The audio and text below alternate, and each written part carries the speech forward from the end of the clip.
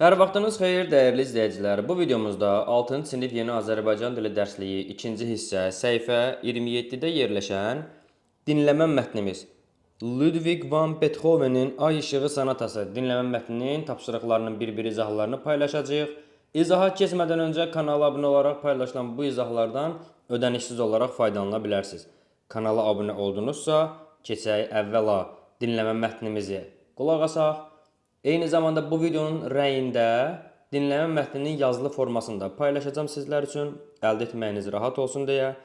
Əvvəlcə mətnimizi dinləyək, daha sonra başlayaq tapşırıqların izahına baxmağa.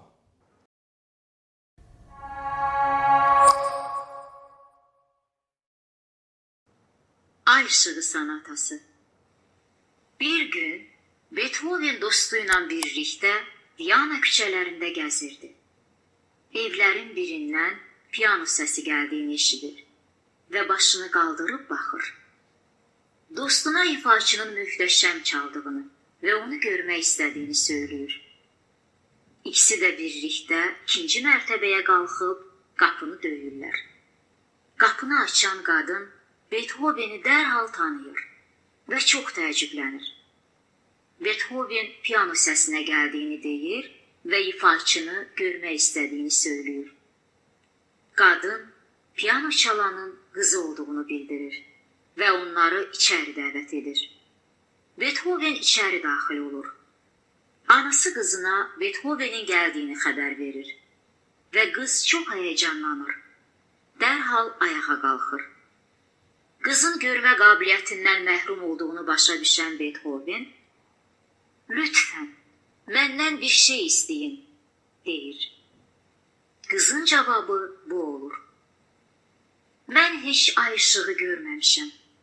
Mənə ay işığını təsvir edə bilərsinizmi?" Bundan sonra Beethoven piano arxasına keçərək yerindəcə bəstələdiyi Ay İşığı sonatasını ifa edir. Bəstəkar ifasını bitirən kimi qızcığaz ayağa qalxıb həyəcanla qışqırır. "Mən görürəm, qaranlıq səmada ay işığını görürəm. O necə də gözəldir." Mətnimizi dinlədik. Birinci sualda deyir ki, Ay İşığı sonatasını dinləyin. Bu musiqinin sizdə yaratdığı təəssüratlar və assosiasiyalar haqqında danışın. Ay İşığı sonatası mətnini dinləyin. Mətndəki qızın assosiasiyaları ilə öz təəssüratlarınızı müqayisə edin.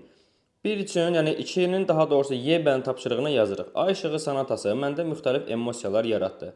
Sakitlik, rahatlıq, ümid, işıq bu əsəri dinləyərkən hiss etdiklərimdir. Sanki gecə vaxtı bir gölün kənarında oturmuşam və ayın işığı gölün üzərində əks olunub. O necə də möhtəşəmdir. Bu formada öz cavab variantımızı yaza bilərik. Əbənin tapşırığında deyir ki, qoca aşpaz mətnindəki hansı motiv dinlədiyiniz mətndə öz əksini tapır. Yəni qoca aşpazla ay işığını müqayisə eləməliyik. Onun üçün də yazırıq. 1.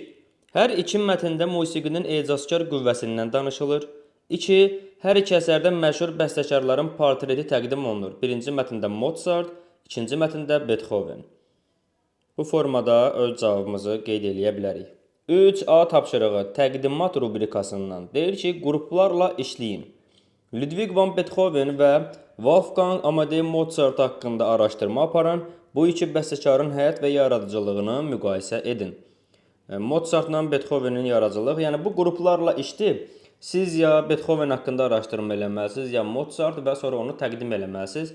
Təbii ki, burada müəlliminiz təqdimatı verərkən, tapşırığı verərkən hərəyə bir hissə verə bilər. Məsələn, Mozart haqqında tapşırıq verəndə birinə əsərləri haqqında məlumat əldə eləməyi verə bilər, birinə həyat və yaradıcılığı haqqında. Yəni müxtəlif sahələr var burada. Mən ümumi hər ikisi haqqında geniş bir izah təqdim eləyəcəm.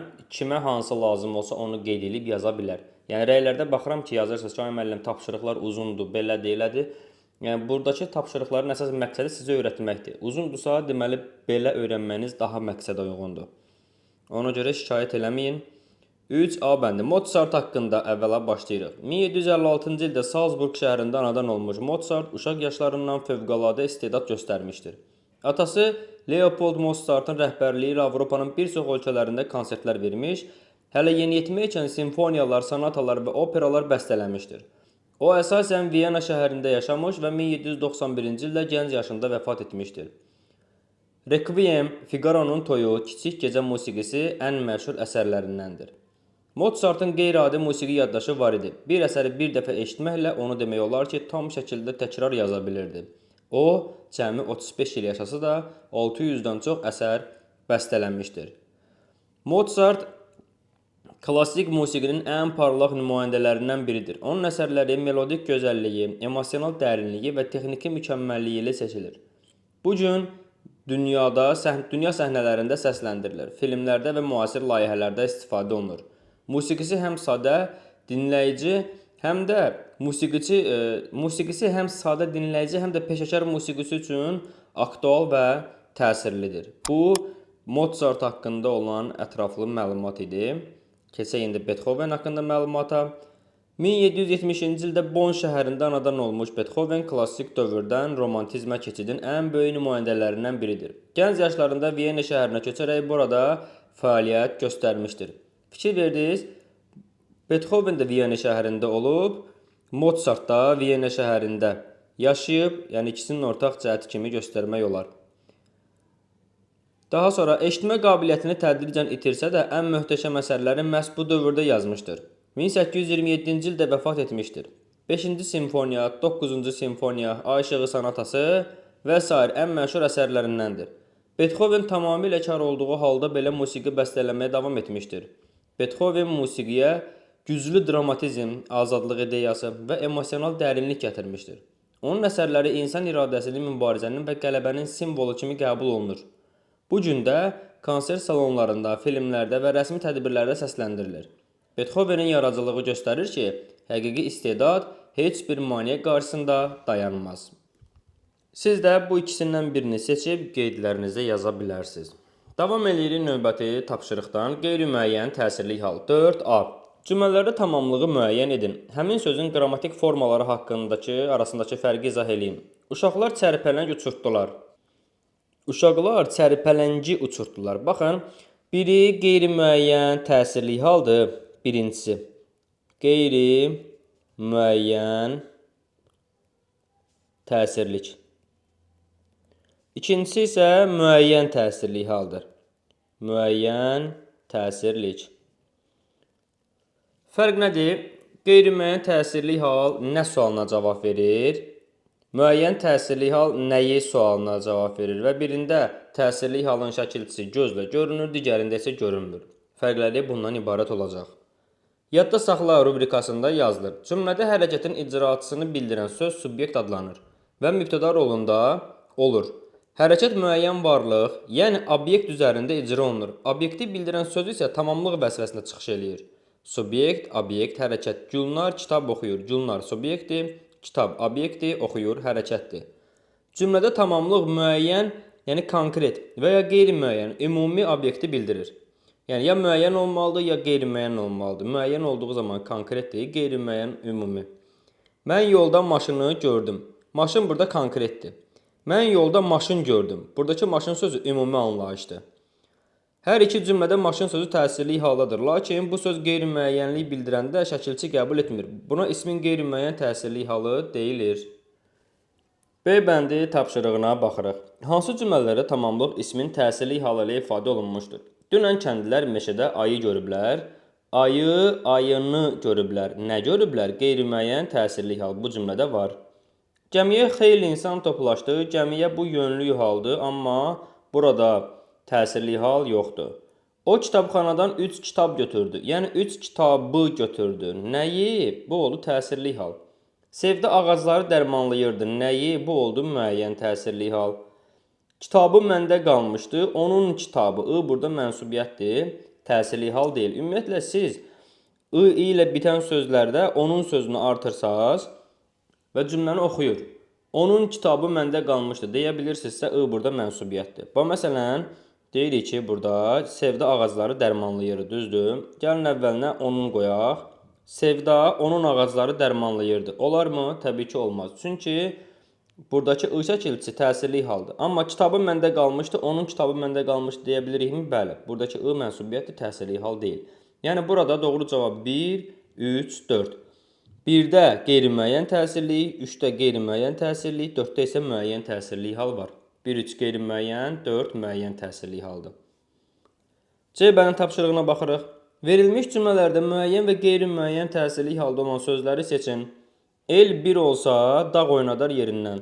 Dağ sözü burada dağı oynadar. Qeyri-müəyyən təsirlik haldır. Qısa yazıram mən. Qeyri-müəyyən təsirlik. Müəllim xəritəni divardan asdı. Nəyi xəritəni? Xəritəni müəyyən təsirlik haldır. Yazıram müəyyən. Müəyyən təsirlik. Biz öz mövqeyimizi daima müdafiə etdik. Nəyi mövqeyimizi? Bu müəyyən təsirlik haldır. Mövqeyimizi. Müəyyən. Müəyyən təsirlik. Təbiəti qorumaq, vətəni qorumaq deməkdir. Təbiəti nəyi, vətəni nəyi? Təbiəti və vətəni. Burada 2 dənə müəyyən təsirlik hal var. Müəyyən təsirlik. Adam var ki, çörək tapmaz dünyada. Yəni çörəyi tapmaz. Çörək qeyri-müəyyəndir. Adam var, yağ yeyər, yəni yağı yeyər. Bal bəyənməz. Demək burada çörək və yağ, bu ikisi qeyri-müəyyəndir. Qeyri-müəyyən təsirlik. Balı bəyənməz nəyi? Bu da müəyyən təsirlikdir. Balı müəyyən təsirlik. Yəni ümumilikdə baxın qeyri-müəyyən təsirliklər dağ, qeyri-müəyyənlər çörək, yağ. 3 dənə qeyri-müəyyən təsirlik var. Xəritəni, mövqeyimizi, təbiəti, vətəni, balı bunlar da müəyyən təsirliklərdir. Bu formada qeyd edə bilərsiniz. Dəyərli izləyicilər, bu videomuzun da sonuna gəldik. Bu videonun ardınca iş dəftəri tapşırıqlarının da izahları paylaşılacaq. Kanala abunə olun, videolarımızı bəyənib paylaşın ki, bu videolardan ödənişsiz olaraq faydalana biləsiniz. Sağ olun, növbəti izahlarda, növbəti dərslərdə görüşərik.